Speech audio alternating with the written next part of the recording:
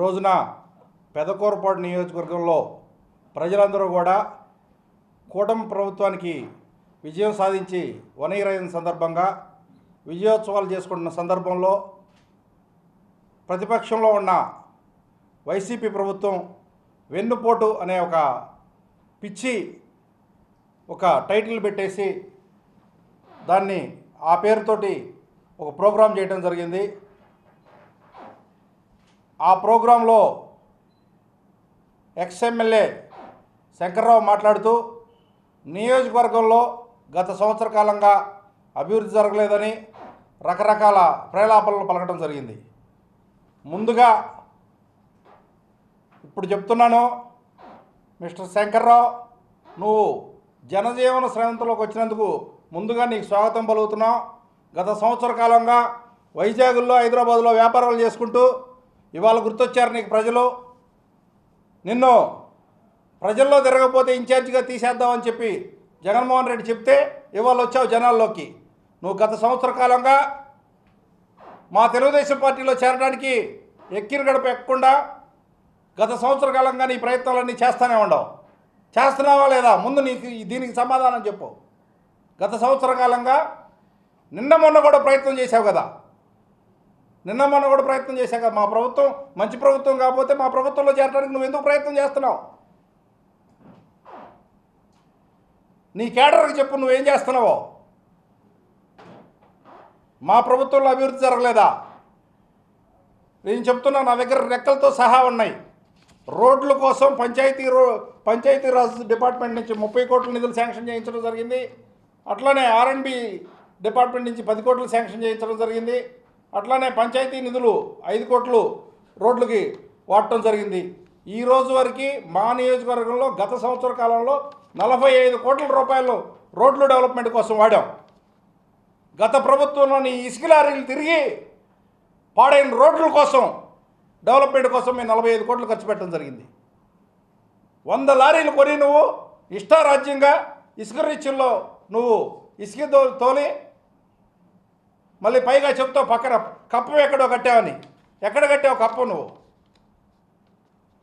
ఇసుక లారీలు ఇష్టారాజ్యంగా తిప్పి నియోజకవర్గంలో రోడ్లన్నీ పాడు చేసి నియోజకవర్గంలో చిన్న చితక లారీలు కొనుక్కొని ట్రాన్స్పోర్టేషన్ తిప్పుకునే వాళ్ళు ఆత్మహత్యలు చేసుకున్నారు. నీ దెబ్బకి ఆత్మహత్యలు చేసుకున్నారు. చిన్న చితక లారీలు తిప్పుకునే ఇసుక లారీలు తిప్పుకునే వాళ్ళు కూడా మొత్తం నువ్వు ఒక కంపెనీ లాగా ఫామ్ చేసి ఒక 100 లారీలు కొనేసి నువ్వు ఎవరికి జీవనోపాధి లేకుండా చేసి వాళ్ళందరూ ఆత్మహత్య చేసుకునేటట్టు చేశావు. ఇవాళ మాట్లాడుతున్నావు నేను ఏదో దాచుకోవడానికో వచ్చాను. నాకు దాచుకోవడానికి నాకేం అవసరంలా. నాకు దేవుడి దయ వల్ల నాకు హ్యాపీగా ఉన్నాను, ఫైనాన్షియల్గా వెల్ ఆఫ్. నువ్వు అనుకుంటున్నావేమో దాచుకోవటం. నీ ఇష్టం వచ్చినట్టు గత 5 సంవత్సరాలు నువ్వు దాచుకొని అంతే చేస్తున్నారు అనుకుంటున్నావేమో. పచ్చకాబర్లోడికి లోకం అంతా పచ్చగా కనపడుద్ది అంటారు. అట్లా దోచుకుంటున్నావేమో. నువ్వు దోచుకున్నావు కాబట్టి మమ్మల్ని దోచుకున్నావు అనుకుంటున్నావేమో.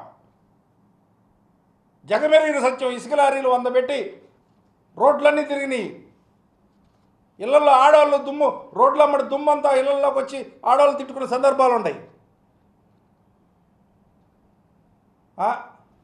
MRO ఆఫీసులో పనులు అవ్వట్లేదా?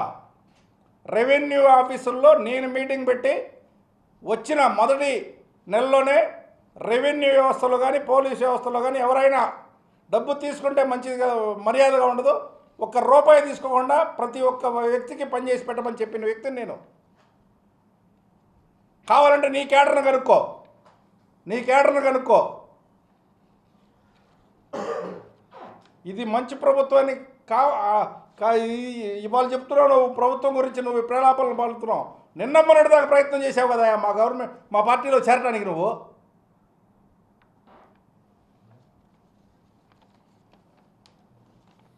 మద్యం దుకాణం గురించి మాట్లాడుతున్నావు.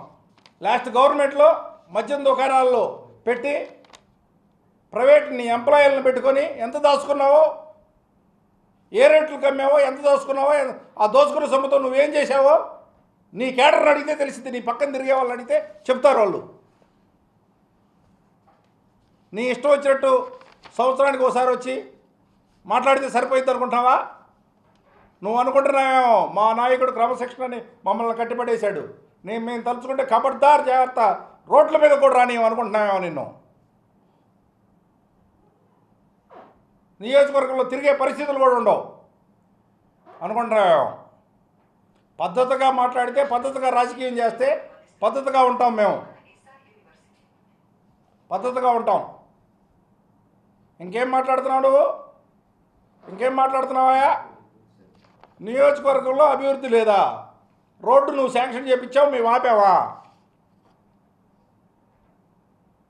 తక్కువ అంచనాతో ఉన్న రోడ్డుని అబ్నార్మల్ అంచనా పెంచి చేసింది నువ్వు.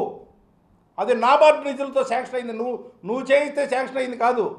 ఈ నియోజకవర్గంలోని ఒక గ్రామానికి సంబంధించిన నాయకుడు నాబార్డులో ఉన్న ఐఆర్ అఫీషియల్తో ఉన్న పరిచయంతో ఆ రోడ్డుకు సంబంధించిన నిధులు శాంక్షన్ చేయించడం జరిగింది. ఆ తర్వాత అతన్ని పక్కకు పెట్టేశావు. నువ్వు నీ సొంత కంపెనీకి కాంట్రాక్ట్ తీసుకున్నావు. సంవత్సరం అవుతుంది గవర్నమెంట్ వచ్చి, మా గవర్నమెంట్ వచ్చి. ఇవాళ వరకు రోడ్డు కాంట్రాక్టర్కి ఎన్నోసార్లు కబుర్లు చేశాం, పని చేయట్లేదు ఏంది వచ్చి కలవమని. ఇవాళ వరకు కలవలా. అది నీ సొంత కంపెనీ కాబట్టే ఎవరో మమ్మల్ని వచ్చి కలిసే ప్రయత్నం చేయాల. అవునా కాదా? ఇప్పుడు చెప్తున్నా, ఆ రోడ్డుకు సంబంధించి జరిగిన వర్క్లో నాణ్యత ఎంత ఉంది ఏంది అనేది తేలుస్తాం, నీకు తెలుస్తాం.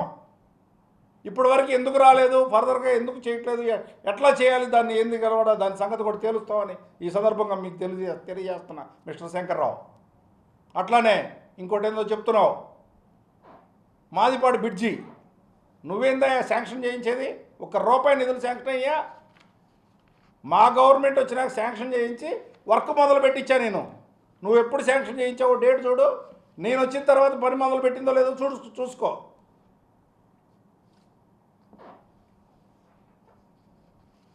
ఇక రెడ్ బుక్ గురించి మాట్లాడుతున్నావు.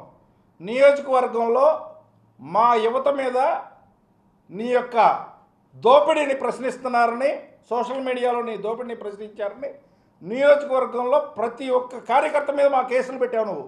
నీ గవర్నమెంట్లో 19-24 మధ్యలో నువ్వు ఎన్ని కేసులు పెట్టావో ఏందో తెలుసుకో. పెదకూరపాడు నియోజకవర్గం 2019 వరకు ప్రశాంతంగా ఉండేది. నువ్వు వచ్చిన తర్వాతే గొడవలు మొదలైనవి. నువ్వు వచ్చిన తర్వాతే కేసుల సంస్కృతి వచ్చింది.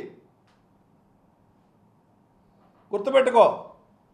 ఎలక్షన్ టైంలో కూడా మా పార్టీకి సంబంధించిన 2 మండల పార్టీ కార్యాలయాలు తగలబెట్టించావు, అయినా ఊరుకున్నావు. ఇప్పుడు చెప్తున్నా, ఆ కేసులు తిరగదోడబోతున్నావు. దాంట్లో ఎవరెవరు ముద్దాయిలుగా ఉంటారో తేల్చిపోతున్నావు.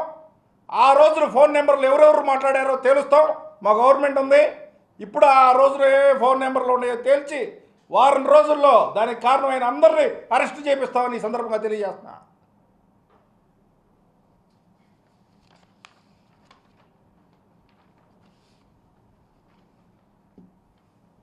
అతను చుట్టూ తిరిగే వైసీపీ కార్యకర్తలకు కూడా మనవి, ఏది మంచి చెడో, ఏది మంచో ఏది చెడో తెలుసుకోండి. మీ నాయకుడు, మీరు మాట్లాడుతున్న శంకర్రావు గత సంవత్సర కాలంగా మా పార్టీలో చేరడానికి ఎవరెవరిని కలిశారో మీ అందరికీ తెలుసు. ఎంతమందిని కలిశాడో మీరు తెలుసుకోండి. అంటే మిమ్మల్ని నట్టేయడం ముంచి పక్కకు పోతాడు ఏడీ టైం మాత్రం. గుర్తుపెట్టుకోండి. ఎలక్షన్ టైంలో కూడా మా తెలుగుదేశంలో పార్టీ సీటు కోసం అతను ప్రయత్నం చేశాడు. కావాలంటే అది కూడా తెలుసుకోండి మీరు. అవినీతి ఆరోపణలు ఊరకేదో గుడ్డగాలు చేసేస్తే సరిపోదు. ఏం జరుగుతుందో తెలుసుకొని మాట్లాడాలి.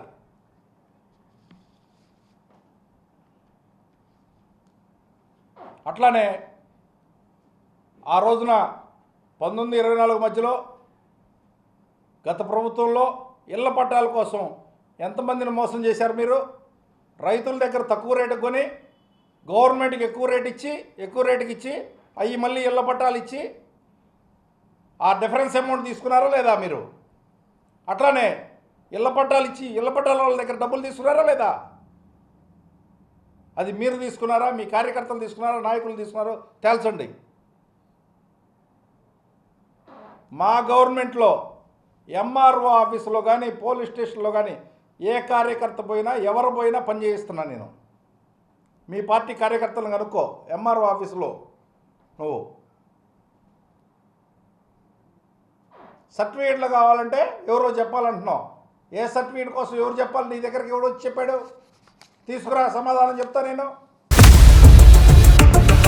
ఇండియా పాకిస్తాన్ ఉద్రిక్తతలపై లేటెస్ట్ అప్డేట్స్ కోసం డౌన్లోడ్ చేసుకోండి RTV లైవ్ యాప్.